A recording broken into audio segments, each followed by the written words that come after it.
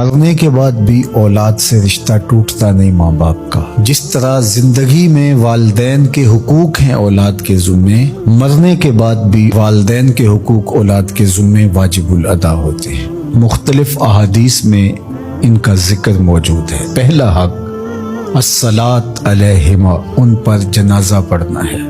تجہیز و تکفین تدفین اس کے زمرے میں آتی ہے۔ وہ اولاد خوش نصیب ہے جو اپنے ماں باپ کا یہ حق ادا کر پاتے ہیں، ورنہ ایسے بد نصیب لوگ بھی ہیں جنہیں جنازہ آتا نہیں ہوتا اور ساری زندگی لوگوں کے جنازوں میں جا کے رسم ادا کر کے آ جاتے ہیں، اور جب اپنے ماں باپ انتقال کر گئے تو یہ دھوکہ پھر ان کے ساتھ بھی انہیں کرنا ہوتا ہے۔ تو وہ کیا سوچ رہے ہوں گے کہ یہ ماں باپ کے مرنے کے بعد ان کا پہلا حق تھا جو ہم نے ادا نہیں کیا۔ دوسرا حق استغفار لہما، ان کے لیے بخشش کی دعا کرنا، مغفرت کی دعائیں کرنا، اے اللہ ان کی مغفرت فرما۔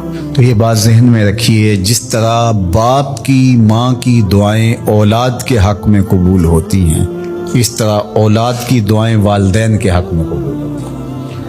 تو ان کے لیے استغفار کیا جائے۔ ایک شخص فوت ہوا اور اپنی بدعمالیوں کی وجہ سے قبر میں جکڑا گیا، تو بعد میں اچانک اس سے عذاب اٹھا لیا گیا کچھ عرصے کے بعد۔ تو بارگاہ عزدی میں عرض گزار ہوا، مالک میرے اعمال تو ایسے نہیں تھے کہ مجھے ان مشکلوں سے نکال کے کھڑکی کھول دی گئی جنت کی، تو کہا کہ تیرے مرنے کے بعد تیری بیوی کے ہاں جو بیٹا پیدا ہوا، تیرا بچہ پیدا ہوا، پھر اس نے اس کو پروان چڑھایا، اب وہ بولنے لگا اور اس کو وہ درس گاہ میں چھوڑ آئی، تو استاد نے اس کو پڑھایا، بیٹا پڑھو بسم اللہ الرحمن الرحیم، تو اس نے یہ پڑھا۔ مجھے شرم آئی کہ اس کا بیٹا مجھے رحمان الرحیم کہہ رہا ہے اور میں اس کو عذاب دوں۔